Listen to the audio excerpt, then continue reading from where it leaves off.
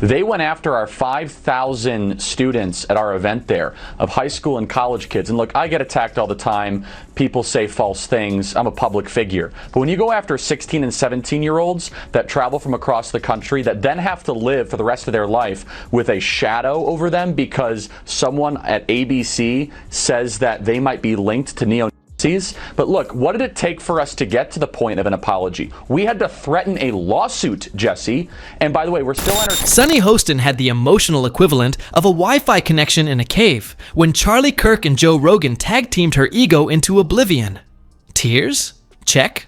Perplexity? Oh, sure. A breakdown so spectacular that soap operas took notice. But what? Did they say that transformed Sunny into a human puddle of regret? Grab your popcorn and strap in, because this takedown was so brutal, her teleprompter might need therapy. You won't believe how everything went down. Her disgusting, gross elitism and her complete out-of-touch nature with respect to the rest of the world. Sunny Hostin goes on The View and decides now would be a great time to dump all over the so-called uneducated. What we did not have is white women who voted about 52%, right, for Donald Trump. Uneducated white women, is my understanding. You have Latino men, actually, voting more for him. And you have, and black men was not the story. We're not the story here because they voted almost 80% for the vice president. Right. Just because you didn't go to college doesn't mean you're stupid, and it doesn't mean that you don't have wisdom. You can go to college and get a bunch of irrelevant facts about how men can allegedly give birth or whatever. Sunny Hostin was enjoying a typical week of televised self-congratulation when the cosmos decided to give her a cosmic 1-2 punch. On the political front, Charlie Kirk is the Gen Z whisperer in a suit, equipped with graphs and more coffee than a college exam. On the cultural front, Joe Rogan, the podcast king, nonchalantly dismantles her media credibility between discussions about elk meat and UFOs. The culture shift between right and left authoritarianism, and now people don't recognize that if you just stop looking at it in terms of red and blue, look at the actions, whether it's war, suppression of free speech, pharmacological interventions that are mandatory, right. whatever it is, that used to all be associated with the authoritative right, the authoritarian right, and now those things are being embraced by the left. And I just think I think it's just an ideology thing, and I think we get confused and we think we're on the right side. We're on the right side, and if it's our side that's saying this, for sure that's the right thing to do, and no one's critically thinking about this. Joe Rogan is the gateway drug for young men that thought they were Democrats to become MAGA. Joe Rogan is the bridge, and on that bridge they'll see RFK, they'll see Elon. She didn't see it coming. Mostly because she was too busy talking to an appreciative studio audience that believes echo chambers are a public utility. Let's start with the first strike, the Charlie Kirk data bomb.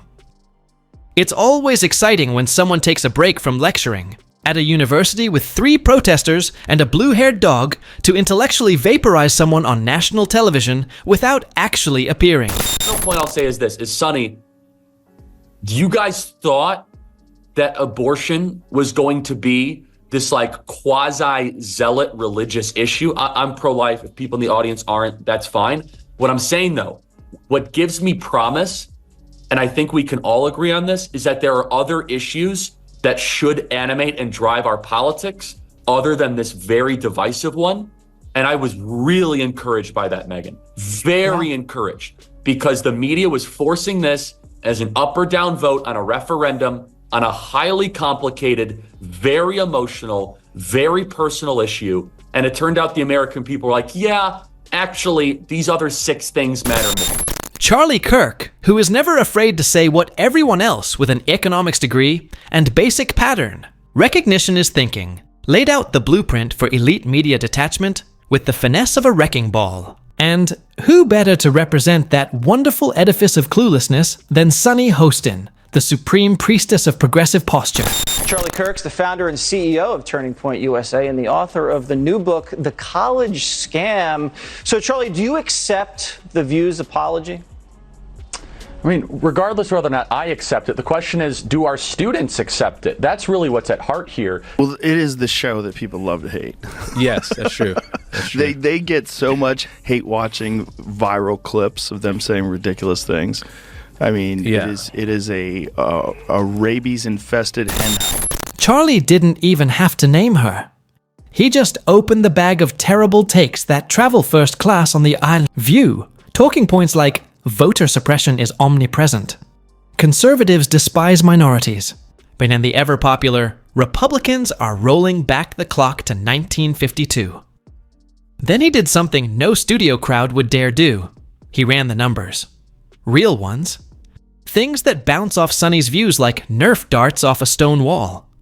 Numbers showed minority voters leaning toward conservatism because unexpectedly, they don't like being talked down to by people who earn 7 figures and claim to know how much groceries cost.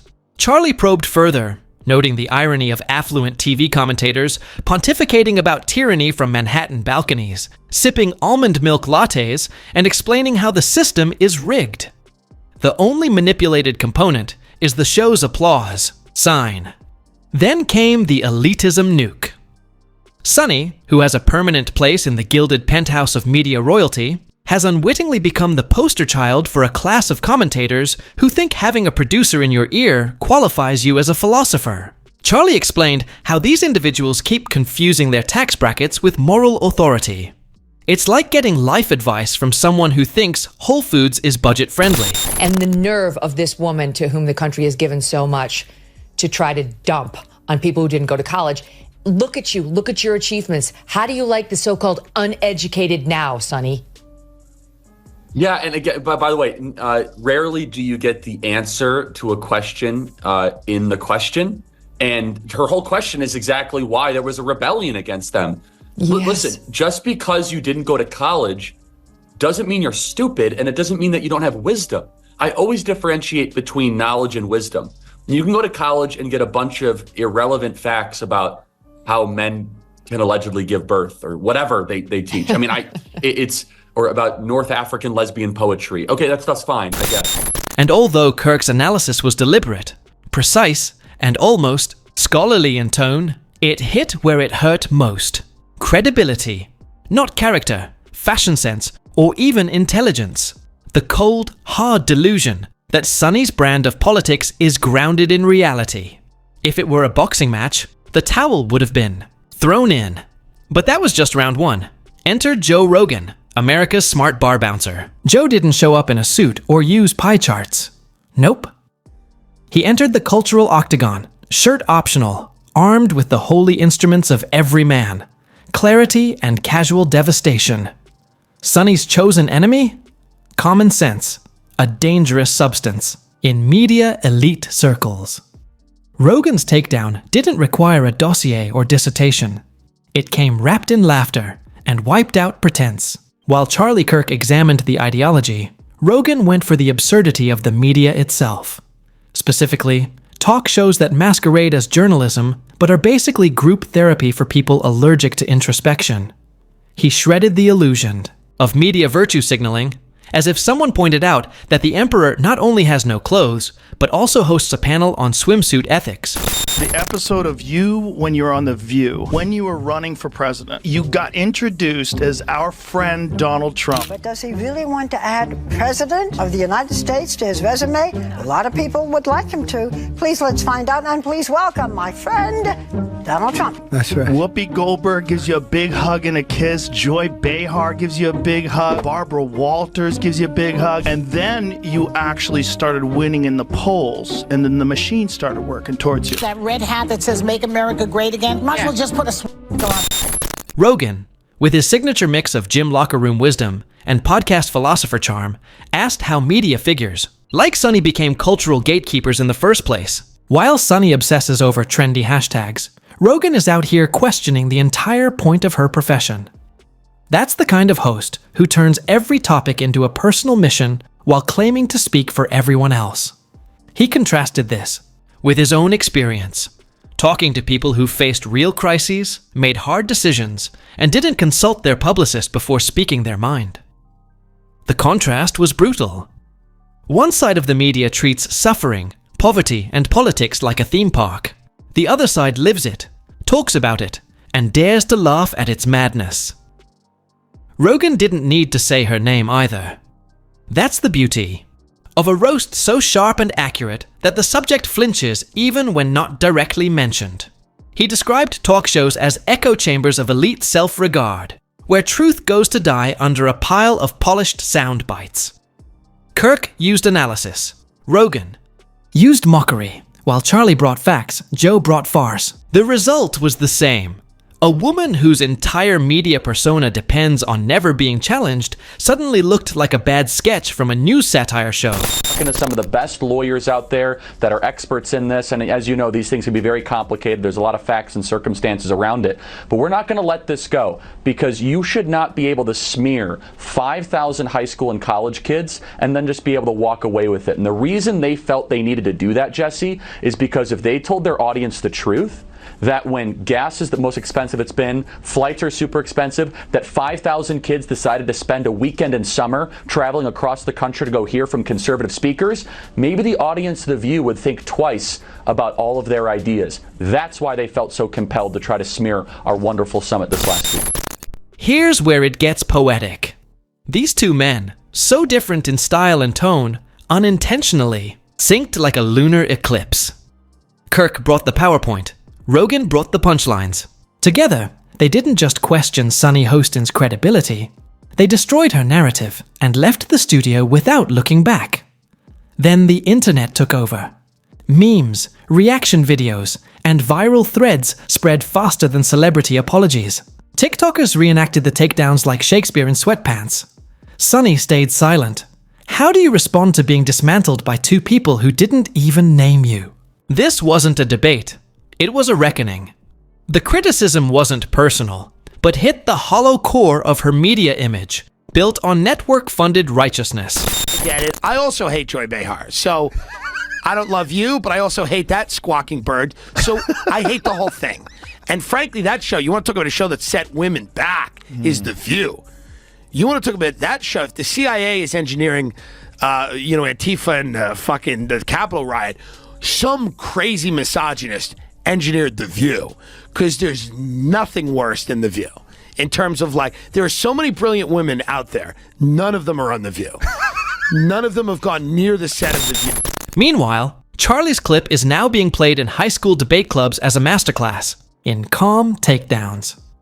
Joe's podcast segment has been replayed so often that Spotify employees are high-fiving in the hallway. Sunny is trending, but not in a good way.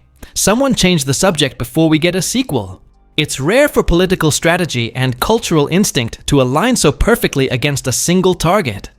Rarer still when it happens without malice, confrontation, or even mentioning a name. Charlie Kirk and Joe Rogan didn't dismantle Sunny Hostin by attacking her. They did it by exposing the reality she represents. A world where talking points replace reasoning and applause replaces truth. They didn't just demolish a public persona. They revealed a whole class of pundits whose only qualification is being on the right set at the right time during a wave of moral panic. Same target, different weapons. Like launching a drone strike and a bar fight at the same location. Boom. You get people thinking, if you could stop Hitler by any means necessary, wouldn't you stop Hitler? And so they equate Donald Trump with Hitler and go, here you go, this is our modern Hitler. Do you see what Whoopi Goldberg said? What'd she say? Whoopi Goldberg said that Biden could arrest all the Republicans and put them in jail.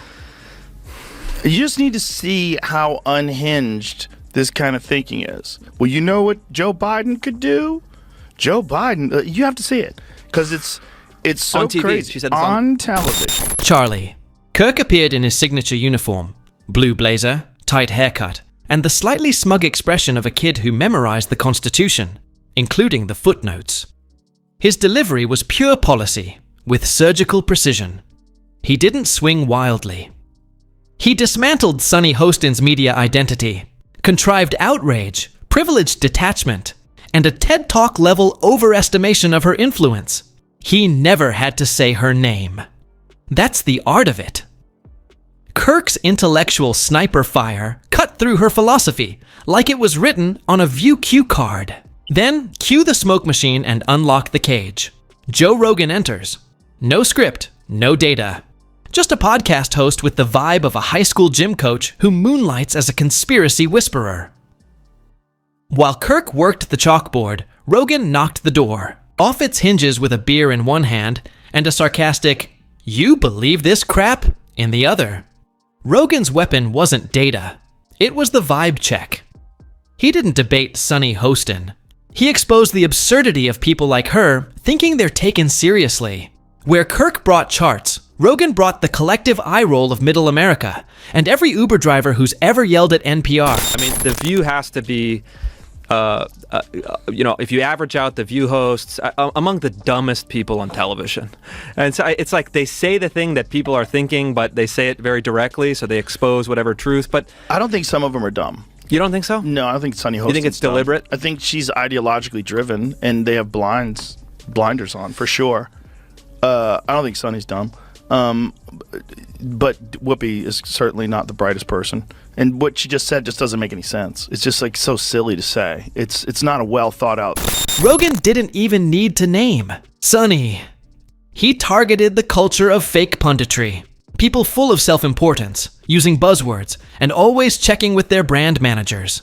The blow landed not with anger, but with laughter. And that's what hurts most. Data can be debated, but laughter can't. Kirk and Rogan's takedowns didn't overlap. They complemented each other like a left hook and a steel chair. Kirk's crowd saw ideological fluff destroyed, while Rogan's fans just wondered why someone so privileged pretended to be oppressed on TV. Sunny Hostin took 2 big losses on separate fronts. It wasn't teamwork, it was fate.